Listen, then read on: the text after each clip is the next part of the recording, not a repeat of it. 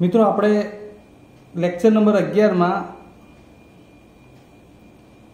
ધન વાસ્તવિક સંખ્યાનું n મૂળ જેમ કે √25 લખીએ તો ગુજરાતીમાં એનો જવાબ એટલે કે 25 નું વર્ગમૂળ 5 કે -5 આવું કહી શકાય એવું જોયું હતું। પણ વર્ગમૂળની નિશાની કરી અને √25 લખીએ છીએ ત્યારે એનો જવાબ માનાંકમાં 5 પ્રમાણે ધન 5 લેવાનો હોય આવું એક જોયું હતું।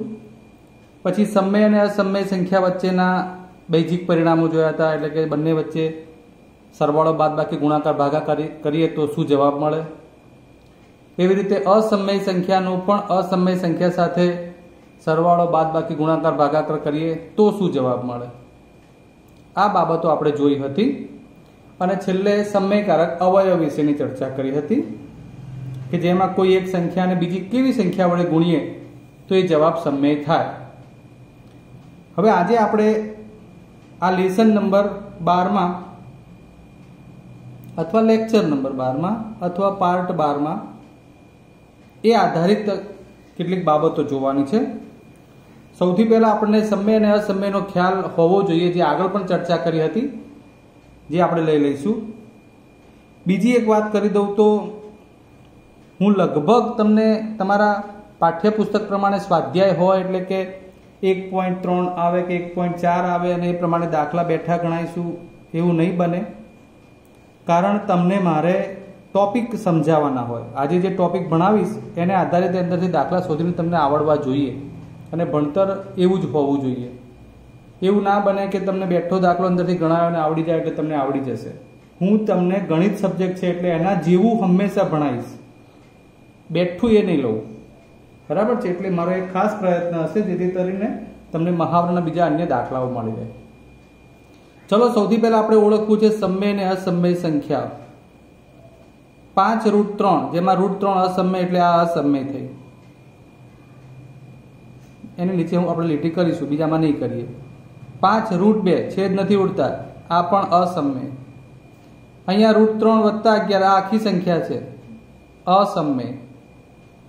પાઈ એ અબૈજિક અસમય સંખ્યા છે, યાદ રાખજો। પાઈ -1/2 પાઈ સાથે ગુણા ભાગાકારમાં કઈ પણ સંખ્યા આવશે એટલે અસમય જ થશે। √12 આના માટે તમે આવું વિચારી શકો, જે આપણે હવે લેવાના છીએ 4 તરી 12 એનું વર્ગમૂળ 4 નું 2 અને √3, તો આ જવાબ હજુ પણ √3 ના હિસાબે અસમય। અહીં ચેક કરીએ તો આ √5 ગુણ્યા √5 એટલે વર્ગમૂળમાં પાયો 25 અને આ 2 √25 એટલે 5 નું વર્ગમૂળ 5, 25 નું વર્ગમૂળ 5 એટલે 5 દુ 10। આ છે સમય।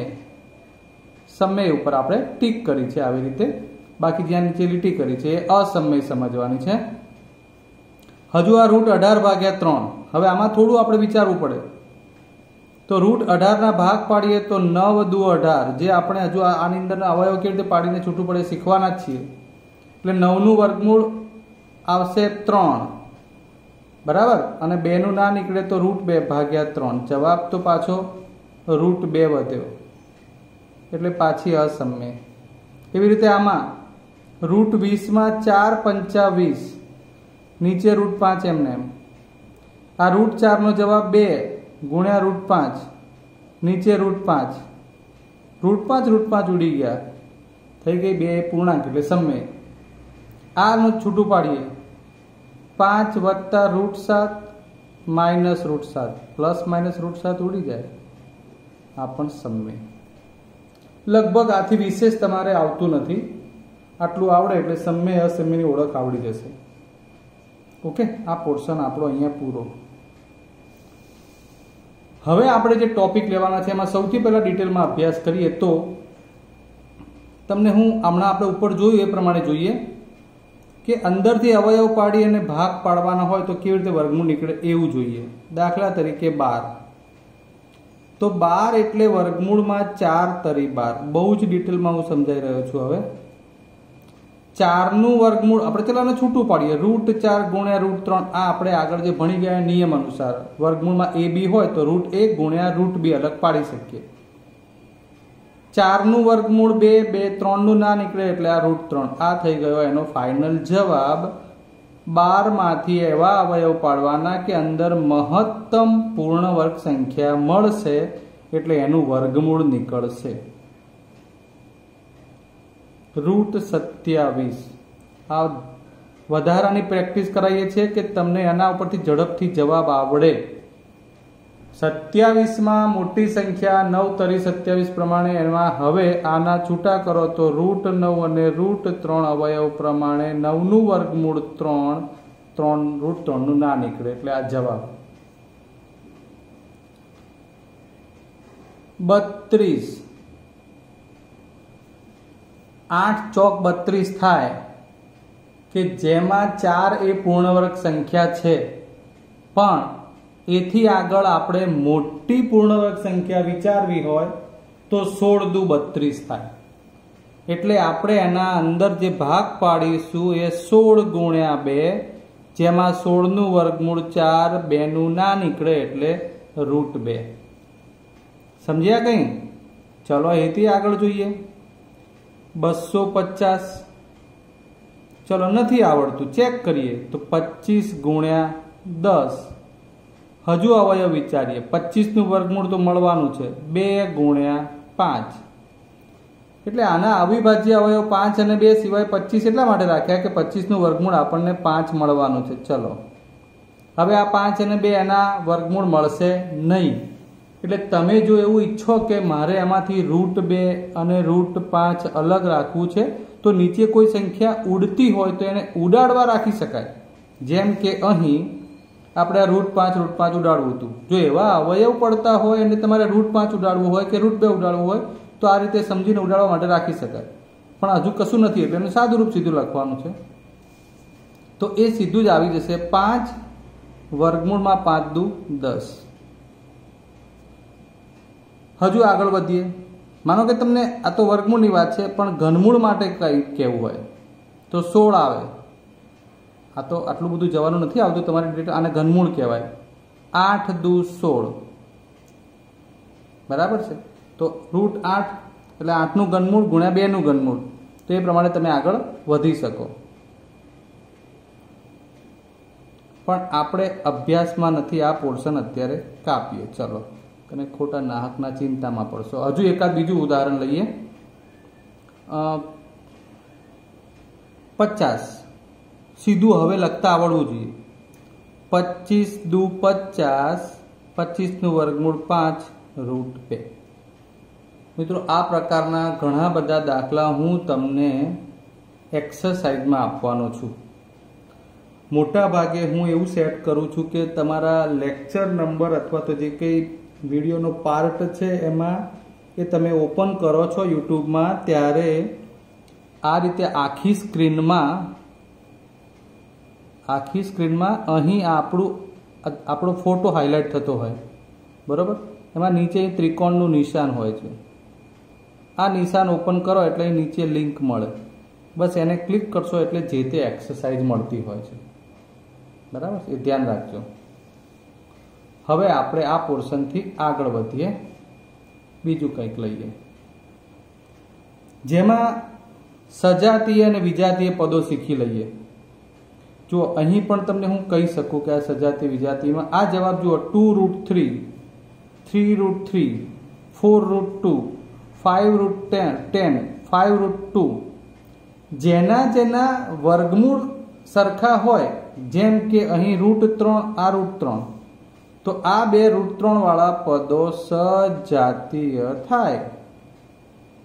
આ બે રૂટ વાળા પદો 4√2, 5√2 એ બે સજાતીય થાય. આ √10 છે એટલે એને કોઈ લેવા દેવા નથી કોઈની જોડે, કારણ કે √10 વાળું વધેલું બીજું પદ છે જ નહીં. એટલે બહુ સિમ્પલ છે. ફરી વાર સમજી લો. માત્ર પૂર્ણાંકો આવતા હોય 4, 5, 6 તો આપણે એનો સરવાળો બાદ બાકી લઈ શકીએ. એવી રીતે √2, 3√2, 5√2 એનો સરવાળો બાદ બાકી ગુણાકાર લઈ શકીએ. એવી રીતે √3, 4√3, -7√3 આ બધા પદો સજાતીય થાય.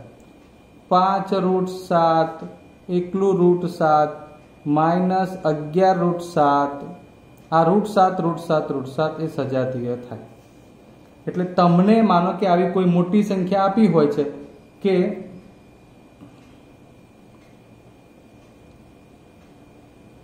175, તો 175 સાથે √7 આપણે ચેક કરવી હોય કે ભાઈ આ બે સજાતીય છે કે નહીં, તો 175 ના અવયવ પાડવા પડે કે ભાઈ 25 + 175, બરોબર છે। એટલે 25 + 175 થયા, તો એમાંથી 25 નું વર્ગમૂળ 5 અને આ √7, તો 5 √7 અને આ √7, આ સજાતીય થાય। ખ્યાલ આવે છે? એટલે આ પ્રમાણે હજુ બીજું એક જોઈ લઈએ, ચલો √32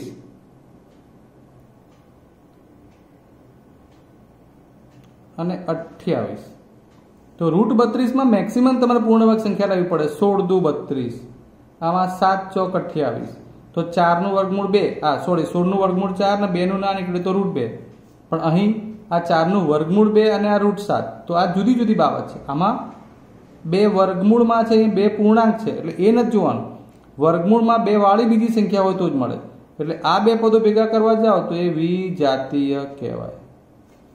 આ સજાતીય અને વિજાતીયનો ટોપિક પૂરો થઈ ગયો મિત્રો, બહુ જ ધ્યાનથી સમજતા જજો। આપણે તમને ટોપિક વાઇઝ ભણાઈ રહ્યા છીએ, એટલે એમાં જેટલા પ્રશ્નો આવતા હોય એટલા તમારા પુસ્તક સિવાય પણ ક્યાંક તમને જોવા મળતું જ હશે। હવે સજાતીય અને વિજાતીય સમજ્યા પછી એના સરવાળા બાદબાકી જોઈએ।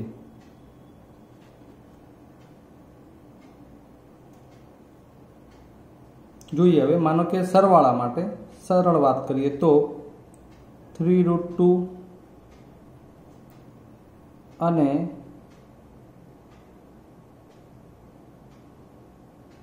5√2, ચલો તેનો સરવાળો લેવાનો હોય તો એનો મતલબ કે 3√2 પ્લસ 5√2। ચલો પહેલા તો સરવાળો બાદબાકી થશે કોનો?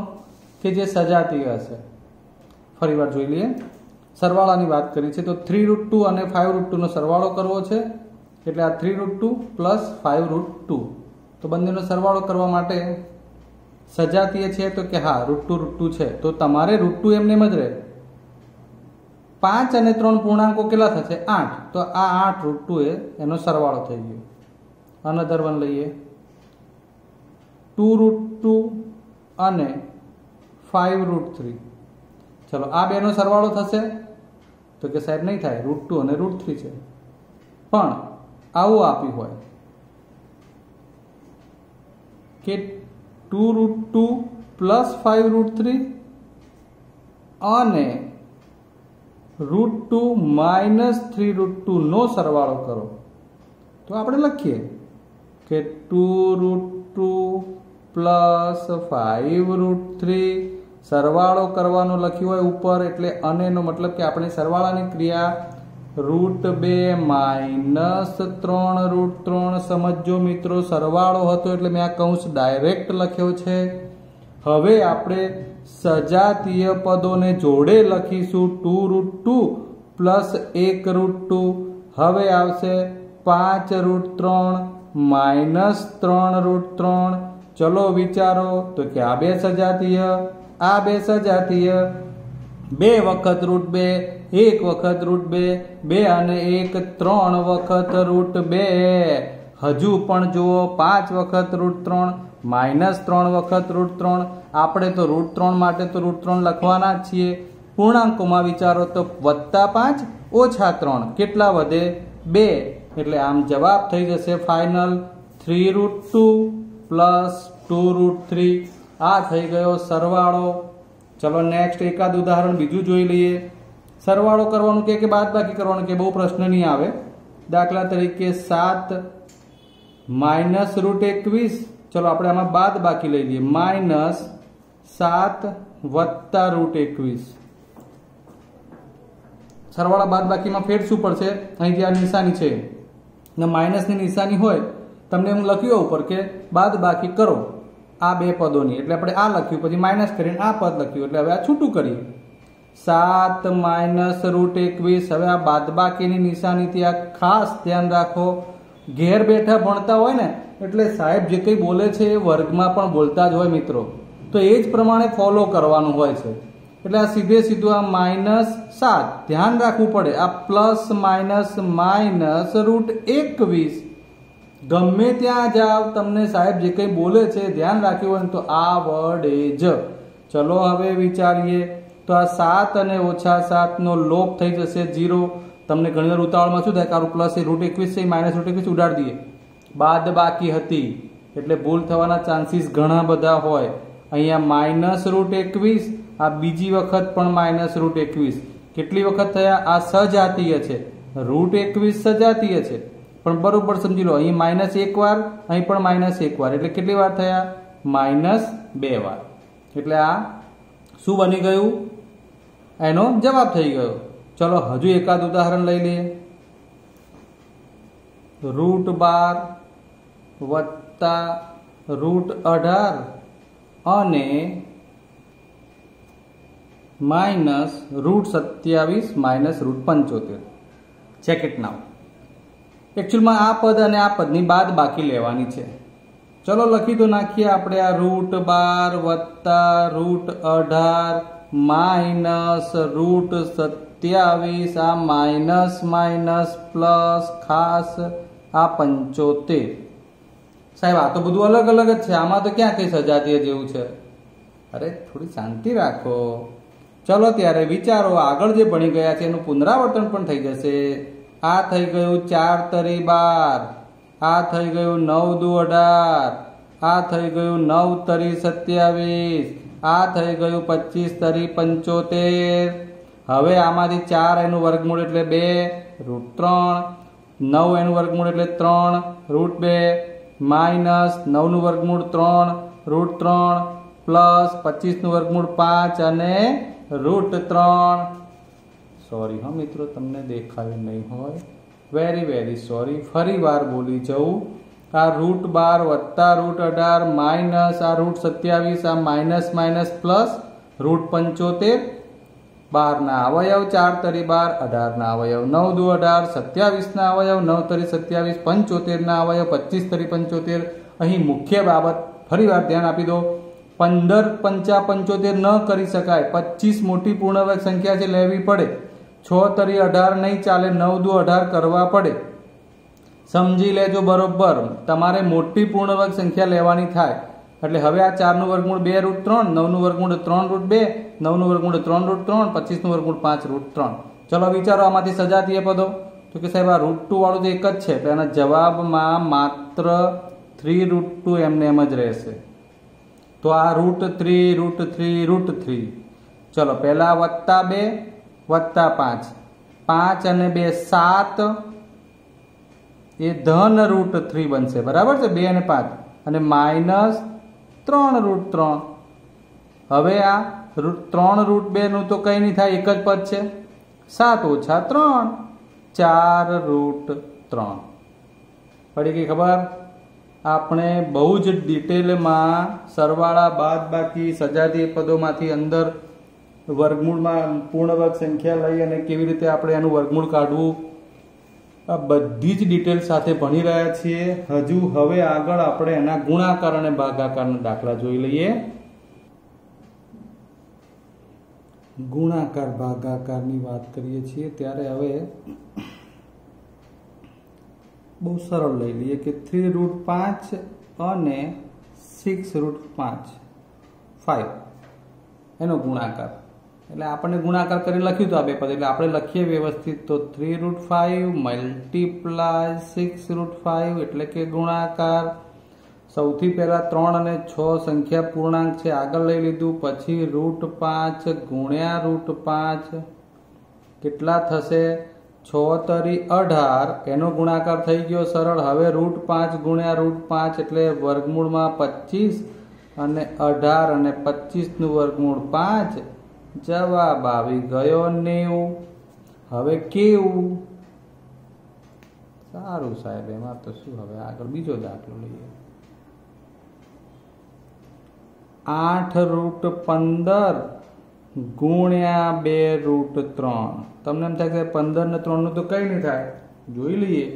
સૌથી પહેલા 8, 15 એટલે 5 તરી 15 નાના અવિભાજ્ય અવયવો વિચારી શકાય વર્ગમૂળની અંદર. એટલે આ 8 √5, આ √3, 2 અને ગુણ્યા √3 બધું જ આપણે અવિભાજ્ય અવયવના વર્ગમૂળમાં રૂપાંતરણ કરી નાખ્યું. હવે 8 અને 2 તો 16 એટલે 8 દુ 16, આ બેનો ગુણાકાર, આ √5 એમને એમ. હવે તમને આવડવું જોઈએ મિત્રો. જો √5 ગુણ્યા √5 એટલે ફાઇનલ જવાબ શું આવે? 5. બરોબર, ધ્યાનથી સમજી લો. પાયો 25 નું વર્ગમૂળ 5. અહીં 3 હોય તો √3 ગુણ્યા √3 એટલે 3 તરી 9, 9 નું વર્ગમૂળ 3. √2 ગુણ્યા √2 એટલે √2 એટલે 2 દુ 4, 4 નું વર્ગમૂળ 2. √7 ગુણ્યા √7 એટલે 70 49, 49 નું વર્ગમૂળ 7. હવે પછી વારંવાર આના જેમ હું નહીં લખું, અહીં તમને સમજાવી દઉં કે આ √3 ગુણ્યા √3 એટલે વર્ગમૂળમાં, ચલો લખી નાખીએ એકવાર 9. એટલે હવે યાદ રાખજો, √3 ગુણ્યા √3 જવાબ સીધો 3 જ આવશે. કેમ કે વર્ગમૂળની અંદર 3 ગુણ્યા 3 9 થયા. એટલે હવે આ શું બને? 16. આ 9 નું વર્ગમૂળ 3 અને √5 પાછળ લખીએ. આ લખવા માટેની સિસ્ટમ છે. 16 તરી 48 √5. બરાબર. ચલો છેલ્લે હજુ એક. આટલું બધું તો તમારા ડીપમાં નથી આવતું, પણ આપણે સમજાવી દઈએ છીએ જેથી તમને વાંધો જ ના આવે. આ 7 વિચારો, 25 દુ 50, આ 5, 4 5 20. સાહેબ તમે તો લખી જ નાખો તો ફટાફટ, તો એ તો પ્રેક્ટિસ કરશો એટલે તમને આવડી જશે. ચલો 7, 25 નું વર્ગમૂળ 5 ગુણ્યા 2 નું ના નીકળ્યું વર્ગમૂળ √2. ઓકે. 5, આ 4 નું વર્ગમૂળ 2, 5 નું ના નીકળે તો √5. ફરી વાર ધ્યાન આપો.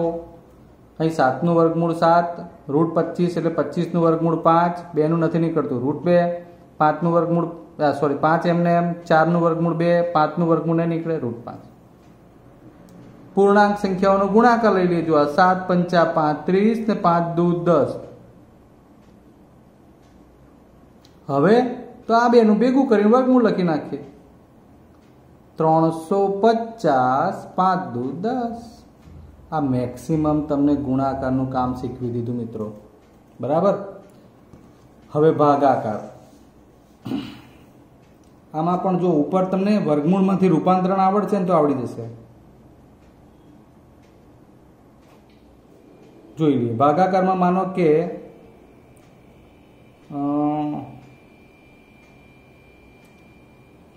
√20 ભાગ્યા √2.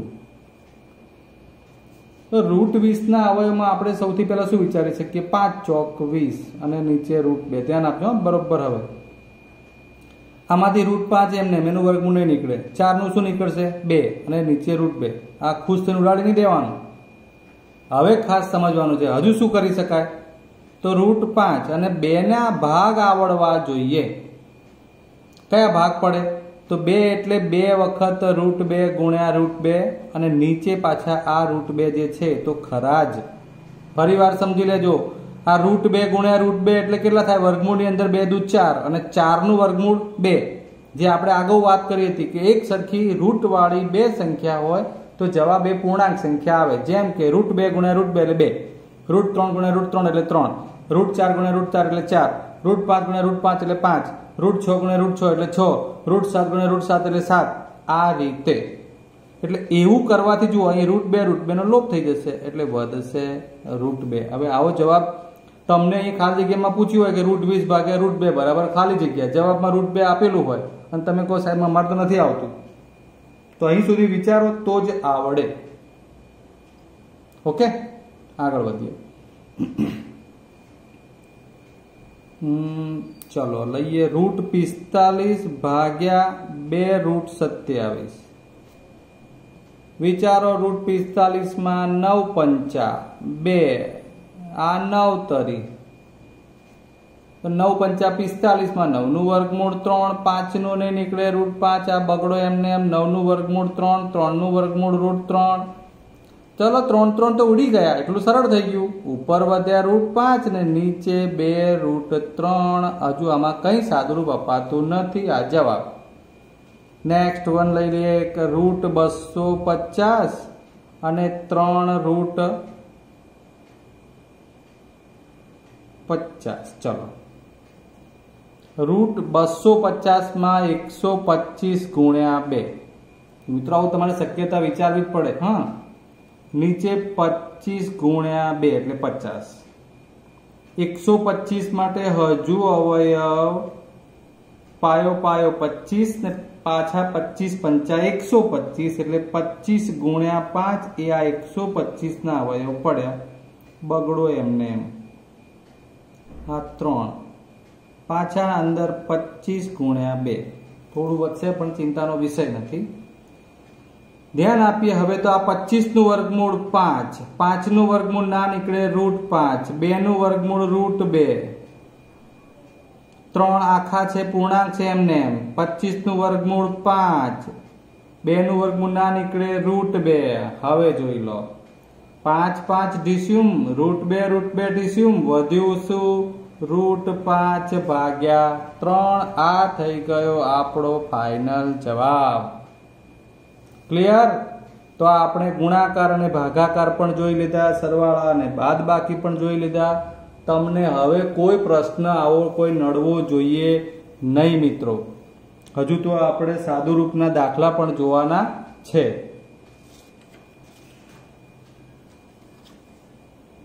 તો હવે સાદુરૂપ નજર એની ઉપર એક જોઈ લઈએ. સાદુરૂપ આપો. આ બધું છે ને સળંગ આવે છે, આપણે લઈ લઈશું અહીંયા. 3 પ્લસ √7, 7 પ્લસ √5.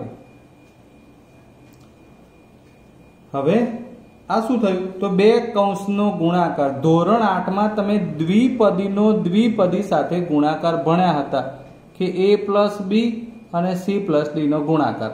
તો a નો ગુણાકાર c જોડે એટલે ac, a નો ગુણાકાર d જોડે એટલે ad. ચલો પ્લસ તો છે જ. એવી રીતે b નો ગુણાકાર c જોડે એટલે bc, b નો ગુણાકાર d જોડે એટલે bd. નિશાની પ્લસ માઇનસ હોય તો ધ્યાન રાખવાનું રહે.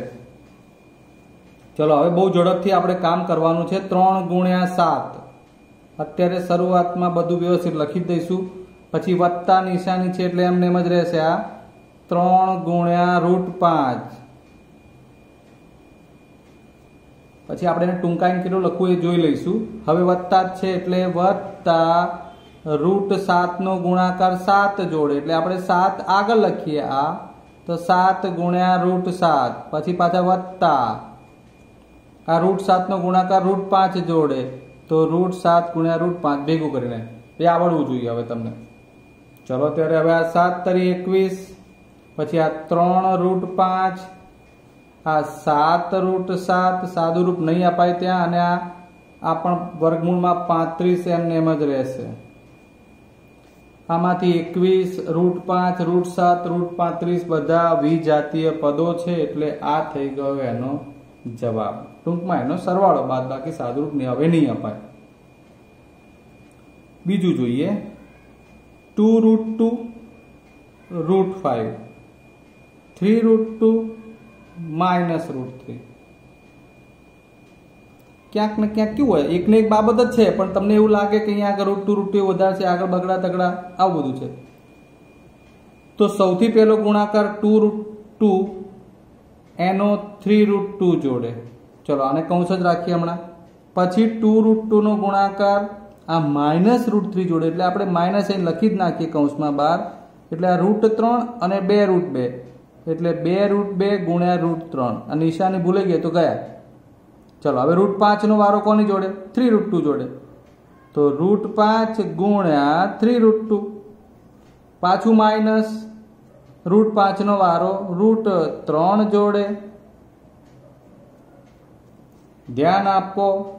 સૌથી પહેલા શું કર્યું? 2√2 ને 3√2 જોડે, પછી આ માઇનસ નિશાની અત્યારે લખી. આનો વારો ફરી √3 જોડે એટલે 2√2 ગુણ્યા √3, પાછો પ્લસ √5 નો ગુણાકાર 3√2 જોડે, હજુ અહીંયા પ્લસ ને માઇનસ એટલે માઇનસ √5 નો ગુણાકાર √3 જોડે. ચલો હવે આ ડાયરેક્ટ લખા શીખીશું આપણે. 3 દુ 6 અને √2 ગુણ્યા √2 એટલે મેં તમને શીખવાડ્યું છે 2. પછી આ બગડો √2 અને √3 નો ગુણાકાર એટલે કે 2 તરી 6 આપણે વર્ગમૂળમાં સીધો લખી શકીએ. ચલો પછી 3 એમને એમ, 5 અને 2 બંને અવિભાજ્ય સંખ્યાનો ગુણાકાર 5 દુ 10 માઇનસ અહીંયા પણ 5 તરી 15. એકેયમાં પૂર્ણવર્ગ સંખ્યા નથી એટલે કોઈ પૂર્ણવર્ગ સંખ્યા હોય ને વર્ગમૂળ નીકળતું હોય તો બરાબર છે, પણ એવી શક્યતા અહીં નથી. તો એ પ્રમાણે આ થઈ ગયું.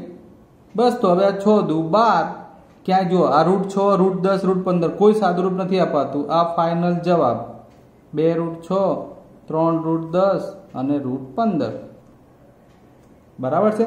એટલે ગુણાકાર કરીને જવાબ લાવવાના છે દાખલા કે જેમાં બંને પદો અલગ અલગ હોય. આ એવા દાખલાના સાદુરૂપના દાખલા જોયા. હવે માનો કે આપણે કોઈ સૂત્ર લાગુ પડતું હોય એવા દાખલા જોવા છે.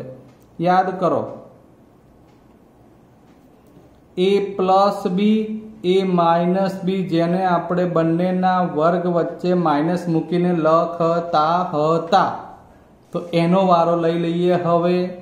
તો આનો મતલબ કે જે પદ અહીંયા બંને છે સમાન એટલે a અને બીજા છે b, બંનેના વર્ગ વચ્ચે માઇનસ નિશાની. ક્યારે આવું થાય?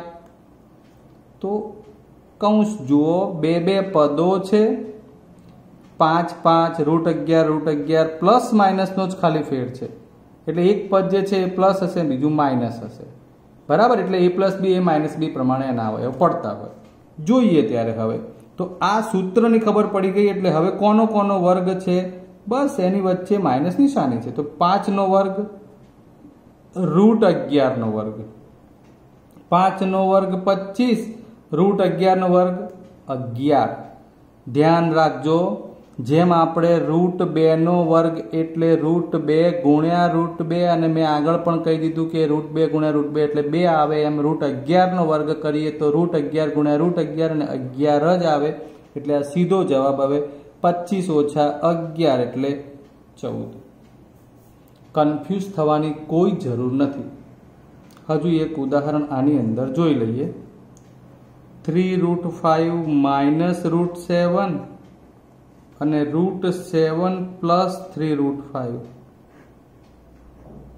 થોડું ધ્યાન આપજો બરોબર. તમને એમ થાય સાહેબ આ તો સૂત્ર પ્રમાણે નથી છે, બતાવો. જુઓ, આ 3√5 માઇનસ √7 છે ને, તો આને આપણે આ પ્લસ છે એટલે આગળ પાછળ લખી જ શકીએ. 3√5 પ્લસ √7 આ થઈ ગયું. માઇનસમાં તમે નિશાની સહિત પદો ફેરવવા પડે. આને તમારે આગળ પાછળ લખવું હોય તો આ માઇનસ √7 આગળ લખવું પડે, 3√5 પાછળ લખવું પડે. આને તમે પ્લસ છે એટલે તમે આગળ પાછળ લખી શકો, મતલબ કે ક્રમનો નિયમ જળવાય. તો હવે તમે સરખાવત ખબર પડે. આ a એટલે કે 3√5, b એટલે કે આ √7 માઇનસ અને પ્લસ. સૂત્ર લાગુ પડે. કરો કૌંસ, whole square minus whole square. આમાં આવશે 3√5, આમાં આવશે √7. સો 3√5 માં બંને પદો ગુણાકારમાં છે, વર્ગ છે એટલે 3 નો વર્ગ 9. ધ્યાન આપજો, આ 3 નો વર્ગ 9 અને √5 નો વર્ગ 5 આવું હવે પણ આગળ આવશે. અને √7 નો વર્ગ તો 7 જ છે. તો 9 × 5 = 45 - 7. 45 માંથી 5 જાય એટલે 40 અને પાછા બીજા બે વાત કરો એટલે 38. આ ફાઇનલ જવાબ થઈ ગયો. હવે આપણે છેલ્લે બીજું એક સૂત્ર જોઈ લઈએ, હોલ સ્ક્વેર વાળું. એકચ્યુઅલમાં આ પૂર્ણ વર્ગ છે. જ્યારે છે ને બે પદો એક સરખા બનતા હોય, તમે હકીકતમાં અહીંયા દ્વિપદી સાથે ગુણાકાર જ કરો છો મિત્રો.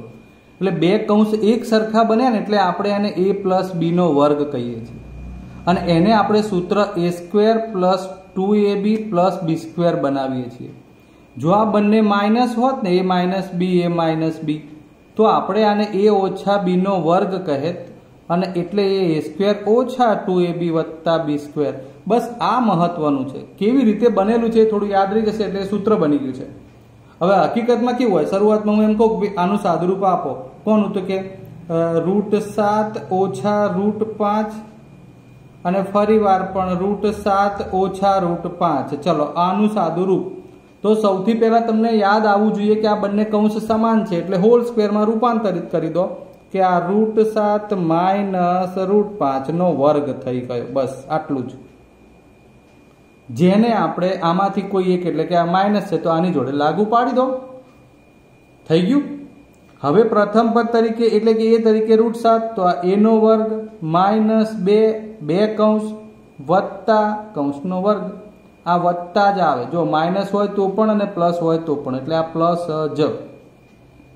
હવે લખી નાખીએ √7 √5 યાદ કેવી રીતે રાખવું એ આપણા માટે અગત્યનું છે. તો √7 નો વર્ગ એટલે સીધું લઈશું હવે 7 2 આ બંનેનો ગુણાકાર અંદર સીધો √35 અને √5 નો વર્ગ 5. હવે આ આવડવું જોઈએ મિત્રો, વારંવાર ચાલે છે એકની એક બાબત. હજુ બીજું ઉદાહરણ લઈએ આ ટાઈપનું કે જેમાં 2√3 - 3√2. ચલો જો જનરલી છે ને એ માઇનસ હોય ને તો હું વધારે દાખલા એવા લઈશ. પ્લસ હોય તો કોઈ સૂત્રમાં બધું પ્લસ જ આવે છે એટલે એમાં તમારે ભૂલ પડે નહીં. માઇનસ માટે ખાસ પડે છે એટલે આપણે એના માટે ખાસ ધ્યાન આપીએ.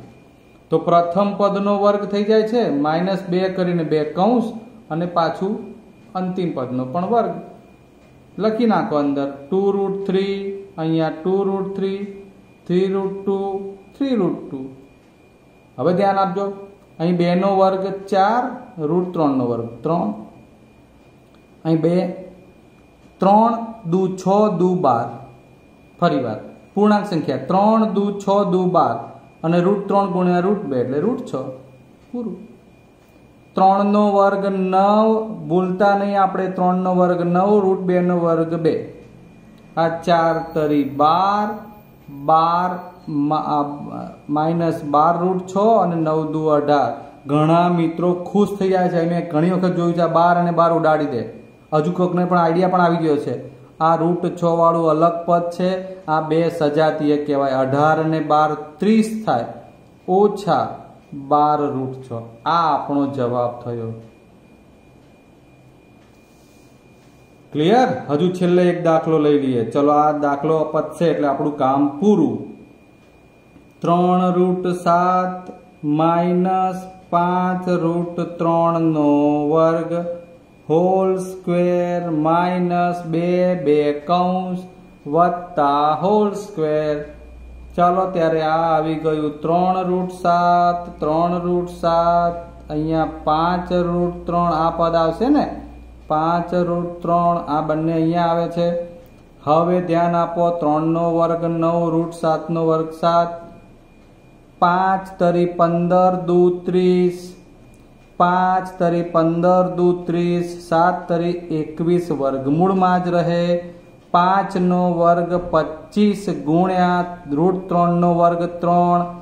ચલો 9 × 7 = 63 √21 25 તરી 75 63 અને 75 સજાતીય 5 ને 3 8 7 ને 6 13 5 ને 3 8 7 ને 6 13 -30 √21. આ થઈ ગયો જવાબ. તો મિત્રો આજે આપણે જેટલું પણ શીખ્યા છીએ એ લેક્ચરમાં ઘણું બધું અલગ અલગ શીખી લીધું છે એટલે એનું લેસન ખાસ કરજો. તમે અલગ અલગ પ્રેક્ટિસ વર્કમાંથી કે અન્ય સામયિકમાંથી આ દાખલા ગણશો તો જ લાંબો ટાઈમ યાદ રહેશે. ક્લિયર? ચલો ત્યારે હવે આના દાખલા હું તો ડિસ્ક્રિપ્શનમાં આપવાનો જ છું, એમાંથી જોઈને પણ લખી નાખજો. ચલો રજા લઈએ. નમસ્તે.